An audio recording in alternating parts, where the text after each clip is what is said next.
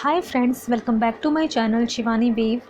Today I am delivering a dictation of 80 words per minute. This dictation will be start within 5 seconds. So please ready all. 1, 2, 3, 4, 5. Start. I have no intention of giving a certificate about which my honorable friend Dr.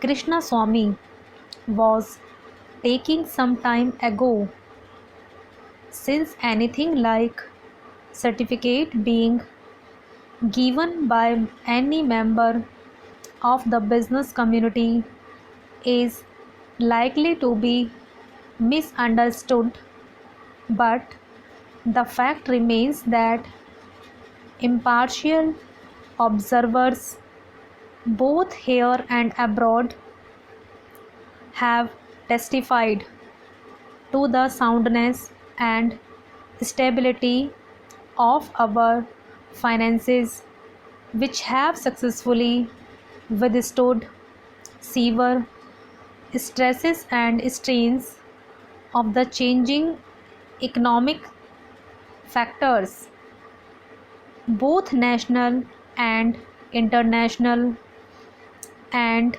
for this the fullest possible credit is due to the wise handling of the situation by our present finance minister.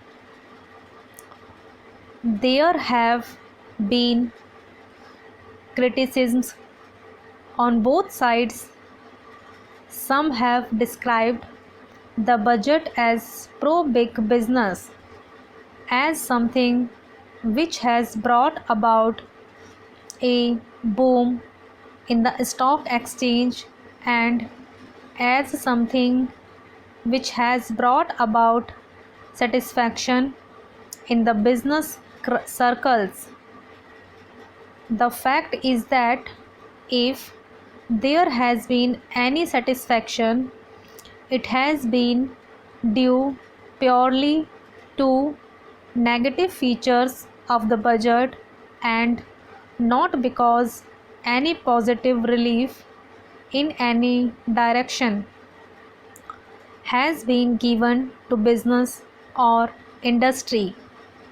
It is true that there were certain fears in the minds of the business community that, in view of the expanding and growing needs of the center, the finance minister might resort to certain further additional taxation, and since those fears were not realized, there has been some slight recovery in certain stock exchanges, but that does not in the least mean that whatever relief and legitimate relief was due to the business and industrial community has received any adequate response from the finance minister.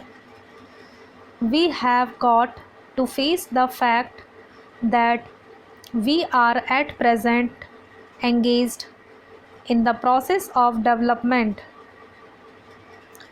People who talk about UK and USA conveniently forget that these are the most highly industrialized countries in the world, and our taxation system, so long as we are engaged in expanding and building our economy, must be adjusted and linked with the requirements of the expanding economy, and should not be compared with the high taxation levels that may be prevalent in UK and USA.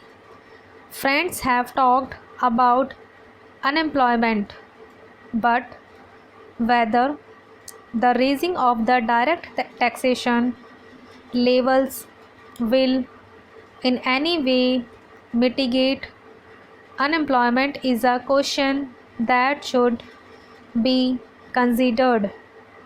If the finance minister gives substantial relief in direct taxation, I think that might lead to an acceleration in the pace of development.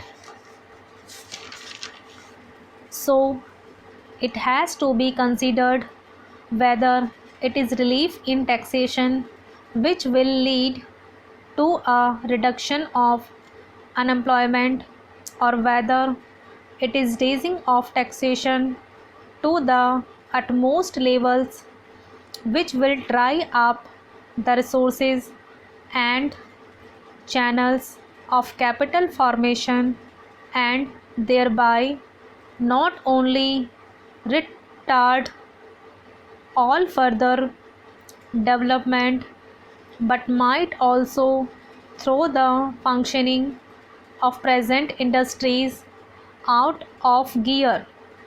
So, my submission is that when the Taxation Inquiry Committee has been appointed, it is only logical to expect that no substantial changes in the taxation structure will be made until the findings of that expert committee are known. Until we know the incidence of taxation in the various sectors of our economy. Now, coming to the question of deficit financing, I am afraid that my esteemed friend's attitude was somewhat different from the line of opinion in the business and industrial community. Not that we advocate deficit financing for bringing any artificial rise in prices, but the fact is that those who have criticized deficit financing have not suggested any other alternative or made any other constructive suggestion which will bring about necessary development plans.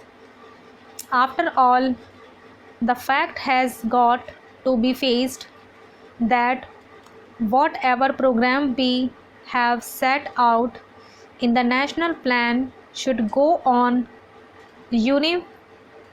unimpeded by any financial considerations, and assurance has been given by the finance minister that so far as financial resources are concerned, he will ensure that the 5-year plan will not in any way be retarded. In this connection, I can only say that deficit financing is one thing so far as the revenue budget is concerned. So far as normal expenses and expenditure are concerned, certainly nobody would advocate deficit financing, which might be very undesirable. But when it is a question of doing something abnormal, of investing something in productive channels, then certainly some risk has got to be taken, and I think the finance minister has been fully cautious in taking whatever measures he has so far. We know the measures that the government took for contracting money supply about the end of 1950, and certain other measures adopted which brought about a slump. Also, from time to time, the finance minister did not hesitate to mop up the surplus, which, as the records would show, has been about rupees 300 crores during the past 4 or 5 years, full stop.